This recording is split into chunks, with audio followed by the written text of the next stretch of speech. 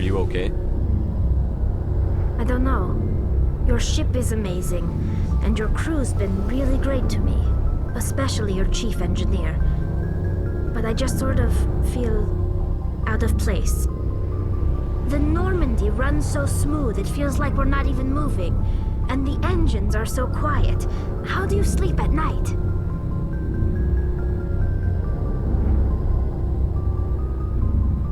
The silence wakes you up? Back on the flotilla, the last thing you want to hear is silence. It means an engine's died or an air filter shut down. I guess you don't have to worry about that here. But old habits die hard. But it's more than just the silence. This ship feels so empty. It's like half the crew is missing. Back home, I couldn't wait to go on my pilgrimage. I couldn't wait to get away from the crowds. Now that I'm out here, I kind of miss them. Sometimes we don't appreciate what we have until it's gone. That's true. I'm starting to wonder if that's what the pilgrimage is really about. It's given me a whole new perspective on my people and our culture. You know, there's always a few who go on their pilgrimages and never return. I always assumed something bad happened to them, but maybe they just wanted a different life. You do plan to return to the migrant fleet, right? I could never abandon my people, Shepard.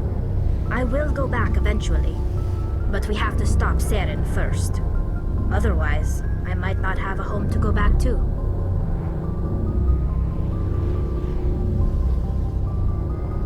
Tell me about your people. Our lives aren't easy. Resources are scarce, and we are constantly on the move. Everything we do must in some way contribute to the continuation of the migrant fleet. There are 17 million Quarians in the flotilla, and each of us relies on the others for survival. The bonds among my people are strong. Unfortunately, we have had to surrender many of the freedoms and civil liberties other species take for granted.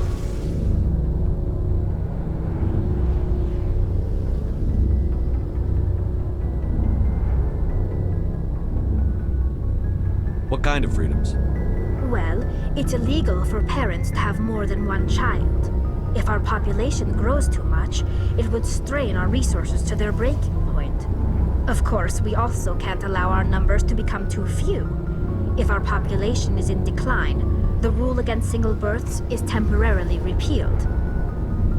In extreme cases of population decline, incentives are even offered to encourage multiple births, though the Conclave hasn't had to take such measures in nearly a century.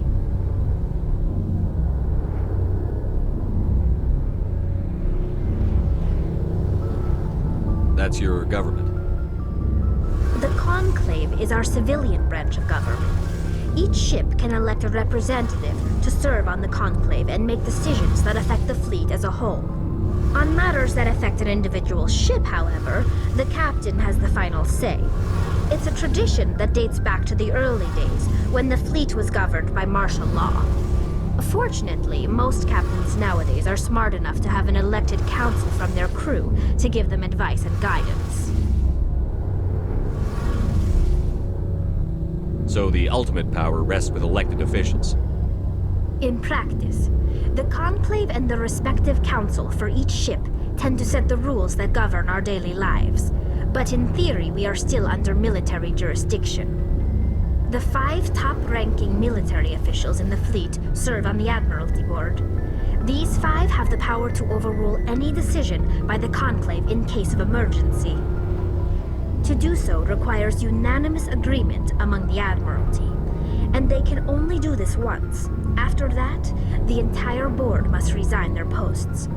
It's a safeguard that served us well. In nearly 3 centuries, the Admiralty Board has only overruled the Conclave 4 times. I should go. See you later.